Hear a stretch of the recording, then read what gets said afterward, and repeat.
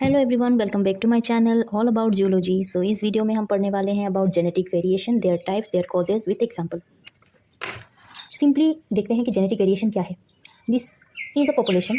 Okay, यहाँ पे कई सारे इंडिविजुअल मौजूद है। ठीक है, उन इंडिविजुअल का जो जीन में उनका जो जीन होगा उनमें जो चेंजेस आएंगे या उनमें जो वेरिएशन दिखाई देगा, सिंपली उसको जेनेटिक वेरिएशन कहा जाता है।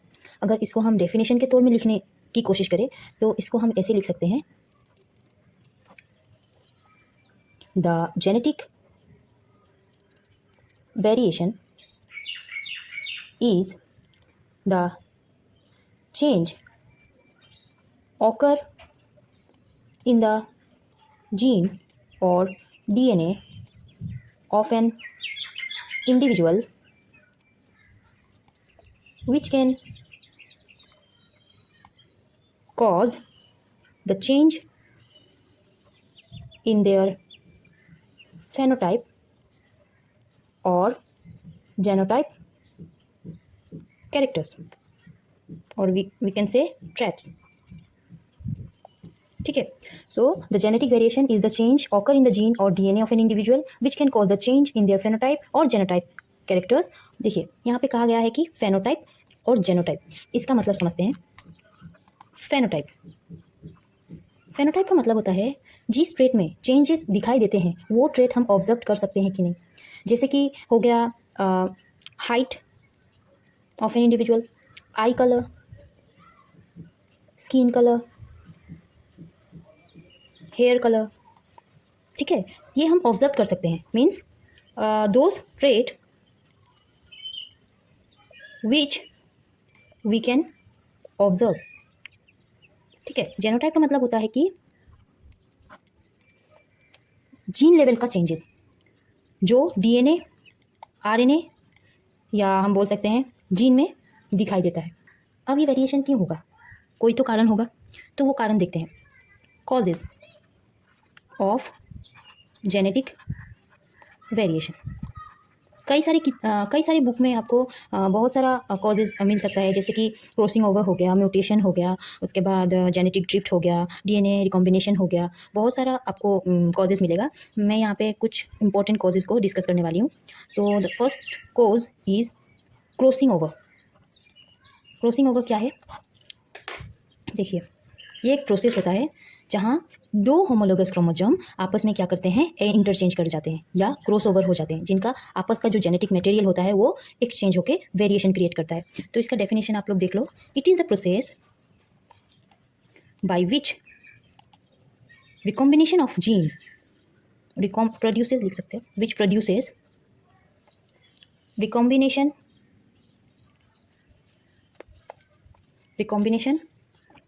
of genes by interchanging the corresponding segments between non-sister chromatids of homologous chromosome. यहाँ पे डेफिनेशन ये बताया गया है कि जो दो होमोलोगस क्रोमोसोम है उनका जो नॉन सिस्टर क्रोमेटिड्स है वो आपस में क्या हो जाते हैं, इंटरचेंज हो जाते हैं, जिससे कि जेनेटिक वेरिएशन दिखाई देता है। ये रहा डेफिनेशन, हम डायग्रामेटिक वे में समझेंगे। देखिए, ये रहा क्रोमोसोम, ठीक है, और ये रहा दूसरा क्रोमोसोम जो कि कहा गया है कि होमोलोगस क्रोमोसोम, तो दो सेम तरह का क्रोमोसोम होना चाहिए। ये कहाँ पर होगा? मियोसिस, आप लोग ये याद रखना है, पेक्टाइटिन स्टेज है ऑफ प्रोफेज 1, उस स्टेज में ये दिखाई देता है। तो ये क्या होगा कि इसका जो ये क्रोमेटिड्स है इसको कहा गया है नॉन सिस्टर क्रोमेटिड्स। ये क्या करेंगे, आपस में इंटरचेंज करेंगे।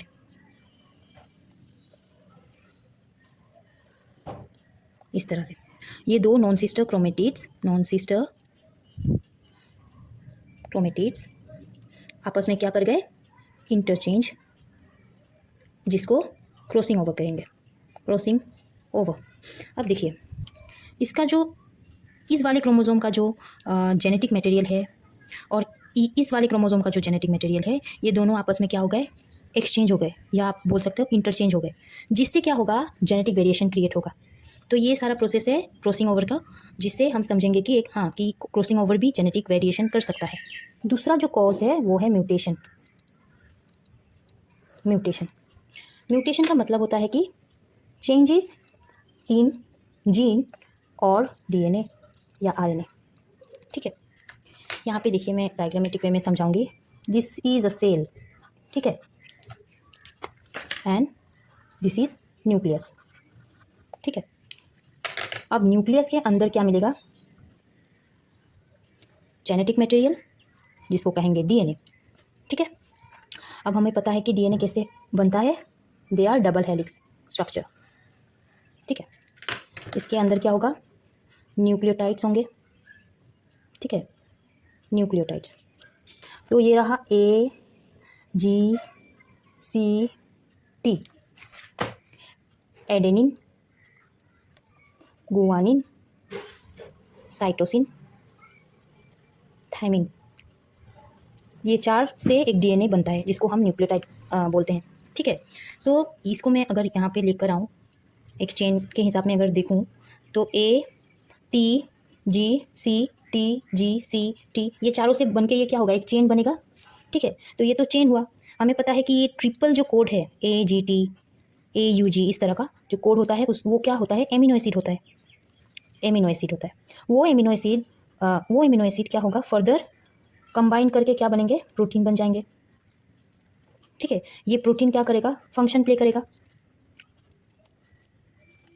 फंक्शन किस तरह का प्ले करता है? यही डिसाइड करता है कि वो जो ट्रेड बनेगा, लास्ट में जो रिजल्ट ट्रेड बनेगा, उसका फेनोटाइप कैरेक्टर कैसा होगा। लाइक नॉर्मल कैरेक्टर ही होगा, सही तरह से अगर किया रिकॉम्बिनेशन हुआ तो। ठीक है, but in case of mutation ये सही तरह से नहीं होता है। कुछ गलतियाँ इसमें हो जाती है, जिस कारण जो ट्रेट है वो एबनॉर्मल हो जाता है, और जिस केस को हम कहते हैं म्यूटेशन हो गया है। ठीक है, तो म्यूटेशन होने का कई रीज़न हो सकता है, जैसे कि फर्स्ट, डीएनए रेप्लिकेशन जो है सही तरह से ना होने से म्यूटेशन दिखाई देता है। सेकेंड, जो माइटोसिस एंड मियोसिस जो है, सेल डिवीजन, वो क्या होता है? सही तरह से ना होने से म्यूटेशन हो जाता है।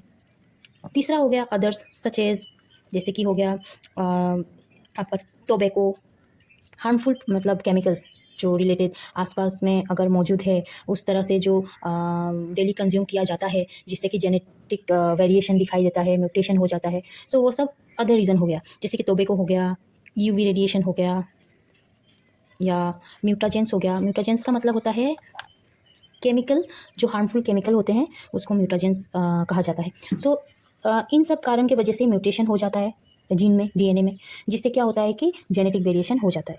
ये रहा म्यूटेशन के बारे में। जो तीसरा कारण है जेनेटिक वेरिएशन का, वो है genetic drift. Genetic drift easy है, आप इसको ईजिली समझ पाओगे। देखिए, जेनेटिक ड्रिफ्ट में होता क्या है कि सडन चेंज आ जाता है जेनेटिक फ्रीक्वेंसी में या एलिलिक फ्रीक्वेंसी में किसी भी इंडिविजुअल का। वो नेचुरली होता है, जैसे कि कोई डिजास्टर के कारण हो गया, या जो भी हो, मतलब नेचुरली। मैं आपको एग्जांपल देके समझाऊंगी तब आपको समझ आएगा। फिलहाल मैं इसका डेफिनेशन लिख देती हूँ। द चेंज इन फ्रीक्वेंसी, या एलिलिक हो गया या जेनेटिक हो गया, जेनेटिक फ्रीक्वेंसी और allelic frequency of an existing gene variant in the population due to random change। देखिए, हुआ क्या है कि किसी भी एक गांव में, ठीक है, बहुत सारे लोग हैं। वहाँ दो तरह का, वहाँ के मिट्टी में मतलब दो तरह का एंट पाया जाता है, एक रेड एंट और एक ब्लैक एंट।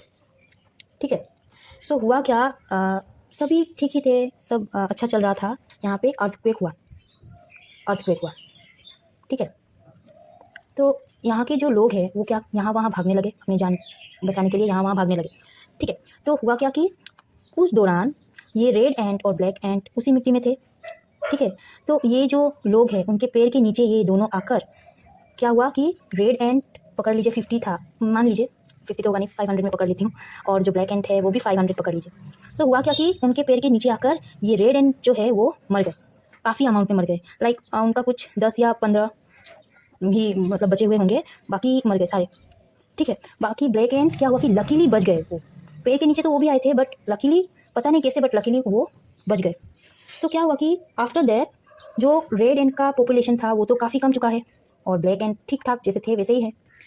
बाद में क्या हुआ कि जो ब्लैक एंड का जो ब्लैक जेनेटिक फ्रीक्वेंसी था, जीन का जो एलील फ्रीक्वेंसी था,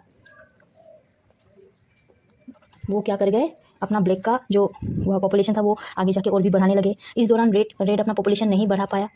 वो क्या हुआ कि उस डिज़ास्टर के कारण उनका जो पॉपुलेशन था वो कम गया, डिक्रीज़ हो गया, जिससे क्या हुआ, ब्लैक एंड काफ़ी बढ़ने लगे। और एक टाइम ऐसा आया कि उस गांव में सिर्फ और सिर्फ ब्लैक एंड ही दिखाई देने लगे। रेड एंड पूरा तरह से ख़त्म हो चुका था। सो ये रहा एक एग्जांपल, आप लोग ऐसे भी समझ सकते हो, ठीक है। और लास्ट वन जो मैं कॉज बताने वाली हूँ वो है environmental factor. Environmental factor easy है। एनवायरमेंटल फैक्टर बहुत सारे हैं। टेम्परेचर को मैं यहाँ पे एग्जांपल के तौर पे देखूंगी। टेम्परेचर होता क्या है कि देखिए, जैसे कि टेम्परेट रीजन में देख लीजिएगा, जैसे कि टेम्परेट रीजन में क्या होता है कि को बहुत गर्मी होती है, ठीक है, वहाँ का टेम्परेचर बहुत हाई होता है, ठीक है।